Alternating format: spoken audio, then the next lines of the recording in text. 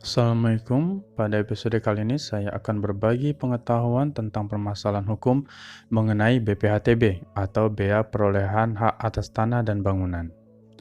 BPHTB atau Bea Perolehan Hak Atas Tanah dan Bangunan adalah pajak atas perolehan hak atas tanah dan atau bangunan. Pengertian tersebut tercantum di dalam Pasal 1 Angka 41 Undang-Undang Nomor 28 Tahun 2009 tentang Pajak Daerah dan Retribusi. Jadi, BPHTB itu ternyata merupakan pungutan pajak atas perolehan hak atas tanah dan atau bangunan yang masuk kategori pajak daerah, kota, atau kabupaten. Perolehan hak atas suatu objek tanah dan atau bangunan berdasarkan bunyi ketentuan pasal 85 ayat 2 Undang-Undang Nomor 28 Tahun 2009 tentang Pajak Daerah dan Retribusi. Disebutkan bahwa bentuk perolehan hak itu antara lain karena jual beli, tukar-menukar, hibah, hibah wasiat, waris, pemasukan dalam perseroan atau badan hukum lain, pemisahan hak yang mengakibatkan peralihan, penunjukan pembeli dalam lelang, pelaksanaan putusan hakim yang mempunyai kekuatan hukum tetap, penggabungan usaha, peleburan usaha, pemekaran usaha, hadiah, dan pemberian hak baru. Perolehan hak atas tanah dan atau bangunan bukan hanya yang berkaitan dengan hak milik, akan tetapi juga termasuk hak guna usaha, hak guna bangunan, hak pakai, hak milik atas satuan rumah susun, dan hak pengelolaan. Namun ternyata ada objek pajak perolehan hak yang tidak dikenakan bea perolehan hak atas tanah dan atau bangunan.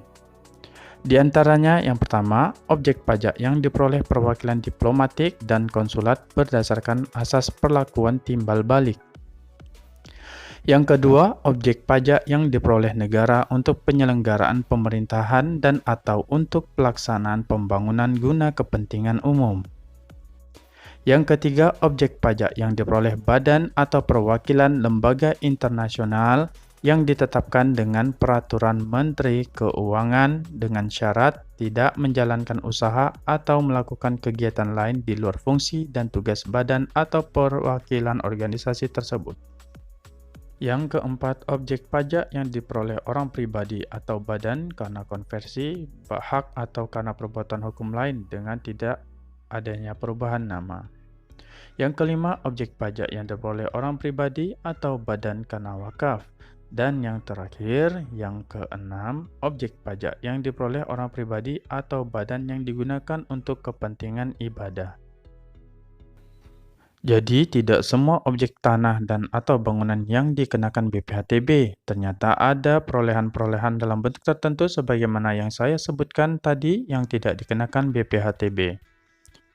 Selanjutnya kita akan membahas tentang apa yang dijadikan dasar dalam pengenaan BPHTB atau Bea Perolehan Hak Atas Tanah dan Bangunan. Di dalam ketentuan pasal 87 ayat 1 Undang-Undang Nomor 28 Tahun 2009 tentang Pajak Daerah dan Retribusi, disebutkan dengan jelas bahwa dasar pengenaan bea perolehan hak atas tanah dan bangunan adalah nilai perolehan objek pajak. Jadi dasar pengenaannya adalah nilai perolehan objek tanah dan atau bangunan. Ketentuan ini juga ada ditetapkan di dalam peraturan daerah di setiap kota dan kabupaten tentang pajak daerah. Banyak muncul pertanyaan, kenapa dalam pengenaan BPHTB yang menjadi dasar pengenaannya didasarkan pada taksiran harga dari pemerintah daerah? Di dalam ketentuan pasal 87 ayat 2 Undang-Undang Nomor 28 Tahun 2009 tentang Pajak Daerah dan Retribusi, disebutkan bahwa ada dua bentuk nilai perolehan objek pajak atas perolehan hak. Yang pertama itu didasarkan pada nilai transaksi dan yang kedua didasarkan pada nilai pasar. Nah, perolehan hak yang bagaimana menggunakan nilai transaksi dan perolehan hak yang bagaimana menggunakan nilai pasar? Perolehan hak yang menggunakan nilai transaksi sebagai nilai perolehan objek pajaknya adalah perolehan hak melalui jual beli dan penunjukan pembeli dalam lelang. Selain dari kedua jenis perolehan hak tersebut, maka yang digunakan sebagai dasar pengenaan BPHTB adalah nilai pasar sebagai nilai perolehan objek pajak. Nilai pasar inilah yang biasa disebut dengan taksiran harga pasar atas objek pajak BPHTB. Dalam prakteknya, taksiran harga pasar ini juga diterapkan pada perolehan hak dari jual beli.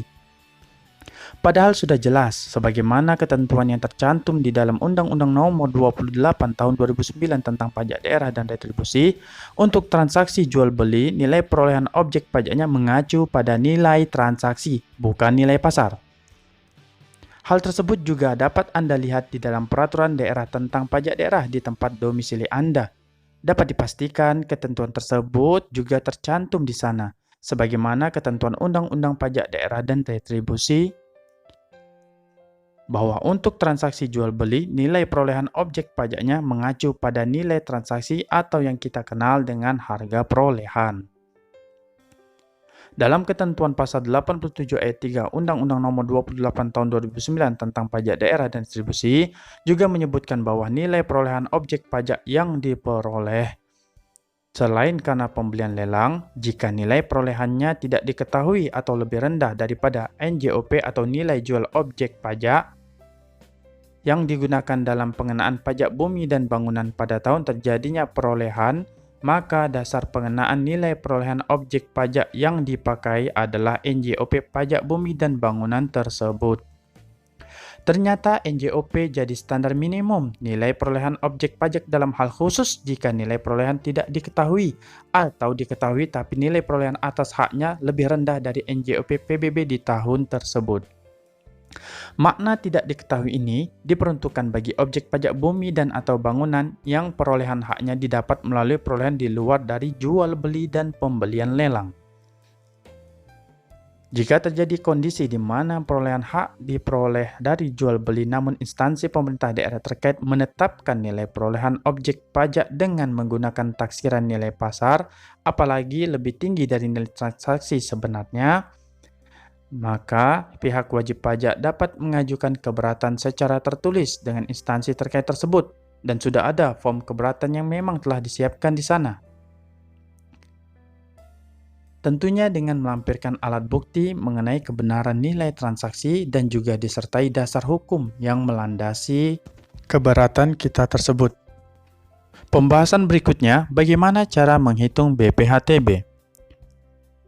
Besaran pokok bea perolehan hak atas tanah dan bangunan yang terutang dihitung dengan rumus nilai perolehan objek pajak dikurangi nilai perolehan objek pajak tidak kena pajak, lalu kemudian dikalikan dengan bea perolehan hak atas tanah dan bangunan sebesar 5%. Perlu diketahui bahwa besarnya nilai perolehan objek pajak tidak kena pajak ditetapkan paling rendah sebesar Rp60 juta untuk setiap wajib pajak. Kalau perolehan hak dari waris atau hibah wasiat yang diterima orang pribadi yang masih dalam hubungan keluarga sedarah dalam garis keturunan lurus 1 derajat ke atas atau ke bawah, nilai perolehan objek pajak tidak kena pajaknya ditetapkan paling rendah sebesar Rp300 juta.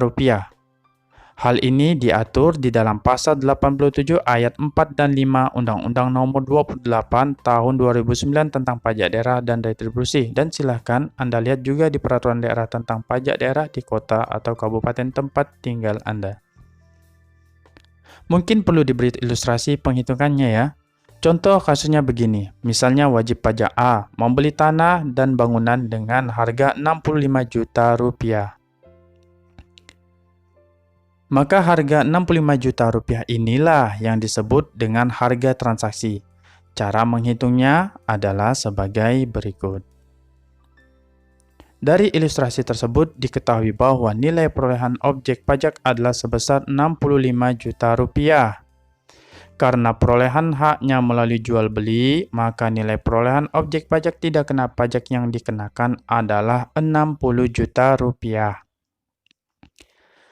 Maka cara menghitungnya adalah nilai perolehan objek pajak sebesar Rp65 juta dikurangi nilai perolehan objek pajak tidak kena pajak sebesar Rp60 juta. Maka akan didapatkan angka sebesar Rp5 juta sebagai nilai perolehan objek pajak kena pajak. Lalu dikalikan dengan bea perolehan hak atas tanah dan bangunan sebesar 5%. Maka akan diperoleh besarnya pajak yang terutang adalah Rp250.000. Lalu bagaimana dengan perolehan hak yang didapat dari waris? Mari kita ilustrasikan dengan kasus berikut. Wajib pajak B mendapatkan warisan berupa sebuah rumah. Nilai pasar rumah tersebut adalah 350 juta rupiah. Dari ilustrasi tersebut diketahui bahwa nilai perolehan objek pajak rumah waris adalah sebesar 350 juta rupiah. Karena perolehan haknya melalui waris, maka nilai perolehan objek pajak tidak kena pajak yang dikenakan adalah 300 juta rupiah. Maka cara menghitungnya adalah nilai perolehan objek pajak sebesar 350 juta rupiah dikurangi oleh nilai perolehan objek pajak tidak kena pajak sebesar 300 juta rupiah. Maka akan didapatkan angka sebesar 50 juta rupiah sebagai nilai perolehan objek pajak kena pajak.